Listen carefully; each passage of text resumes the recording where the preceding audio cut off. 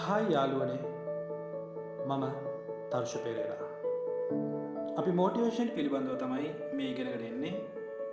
අද ඒකේ දෙවෙනි කොටස.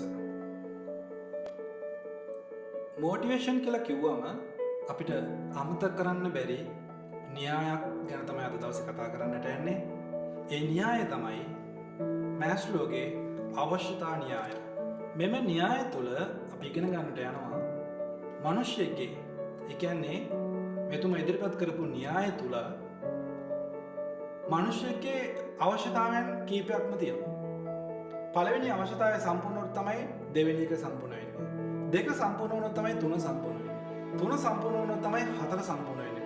හතර සම්පූර්ණ වුණොත් තමයි පහ සම්පූර්ණ වෙන්නේ කියන එක ගැන තමයි මේ න්‍යාය පුරාවටම කතා කරන්නේ. අද දවසේ අපි බලමු මේ න්‍යාය පුරාවටම කුමක්ද කතා කරන්න කියලා.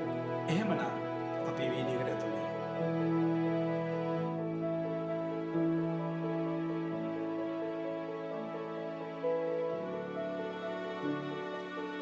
හොඳයි.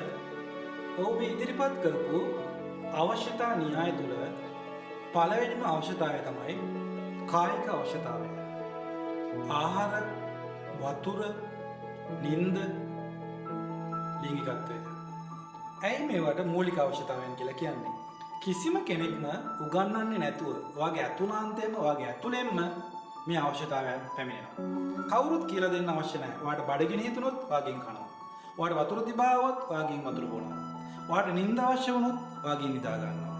ඔයාට ලිංගිකත්වය අවශ්‍ය වුණොත් ඒ අවශ්‍ය මොහොතේදී ඔයා ඒක සපුර ගන්නවා. මේ හැම දෙයක්ම ඔයාගේ ඇතුළෙන් තමයි පැමිණෙන්නේ කියන එක ගැන තමයි ඕක කතා කරන්නේ.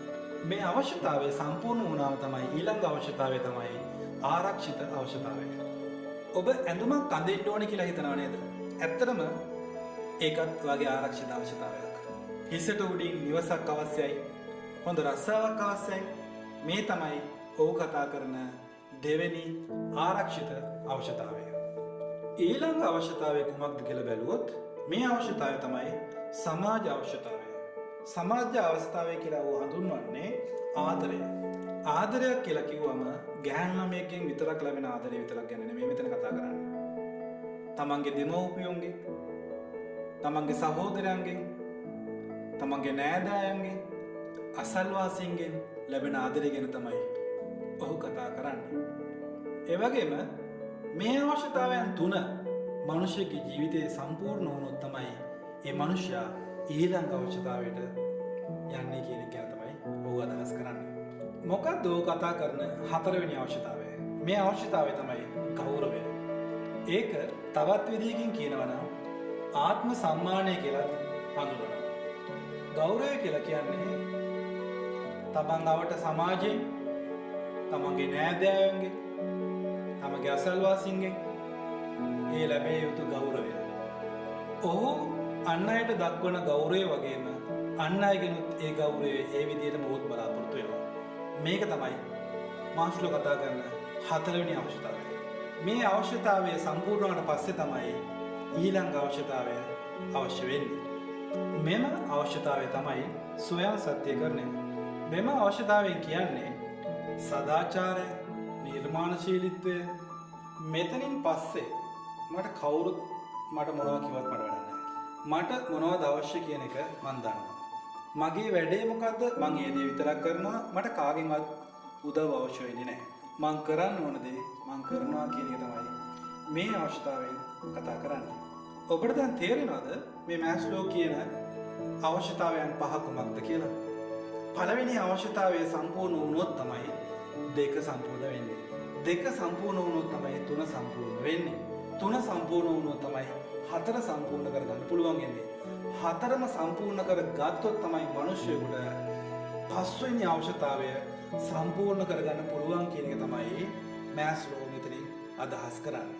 ඔබ නිකන් හරි කල්පනා කරලා බැලුවද ඇයි මේ අවශ්‍යතාවයන් පහ පිරමීඩ ලෙවල් එකකට ඔව් පෙන්නලා තියෙන්නේ?